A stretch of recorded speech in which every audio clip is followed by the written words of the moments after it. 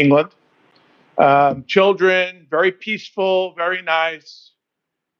And so I saw couple posts about it. And I went and looked at what the media said about it. And the media, of course, far right, radicals, full of hatred, inciting violence, intolerance. I mean, they just can't stand nice people in England wanting to be England.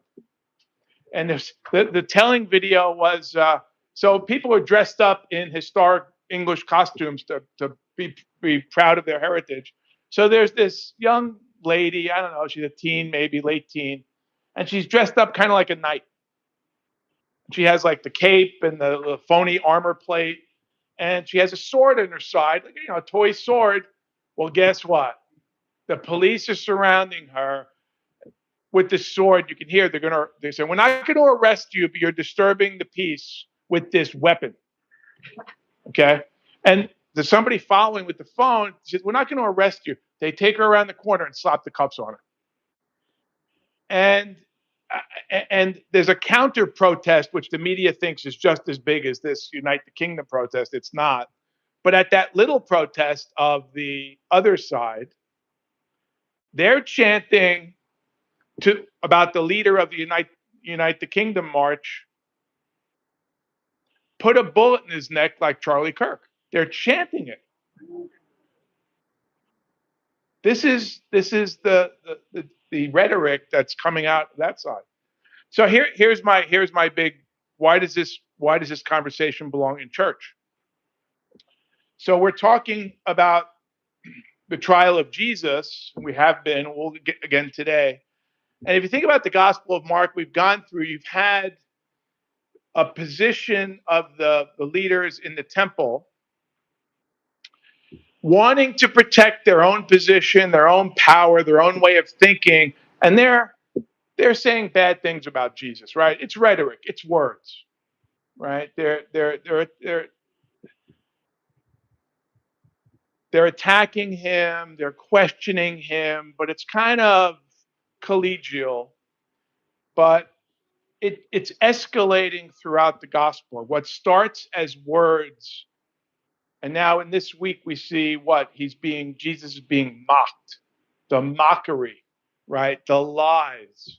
And what is it going to turn into? Violence and murder. So I thought about that pattern, and I'm saying, it starts with words and rhetoric, it becomes mockery, it becomes threats of violence, and it ends in murder.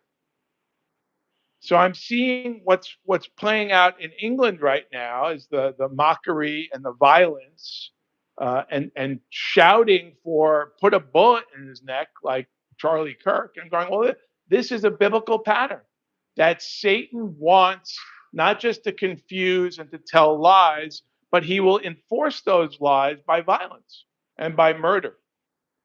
So the bad news is, for us, from our perspective, right, Satan is still the prince of the power of the air. He has rule over this world for a time, right? We can't change that. The good news is, right, that Jesus is the king.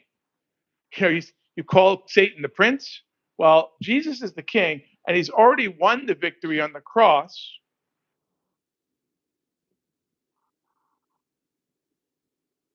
And in that victory, he not only defeats Satan, he upholds the truth. And he stands for peace. Because he becomes the victim of violence, standing for peace, standing for truth, defeating Satan. And we know that in that accomplished victory that he's already won as the king, he's going to come again to restore or to inaugurate the perfect peace that we haven't attained yet. So I think our emphasis has to be that we look around at what's happening in the world and we're just aghast at what's happening, but we shouldn't be surprised. They did the same thing to Jesus. They mocked him, they threatened him, they lied about him, they condemned him, and they killed him.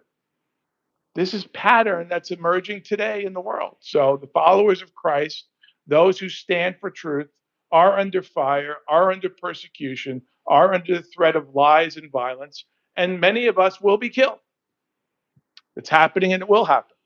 So we're here because our hope and our faith is not in the tools of this world, the mechanisms of men, but in the plan of God and the return of Jesus.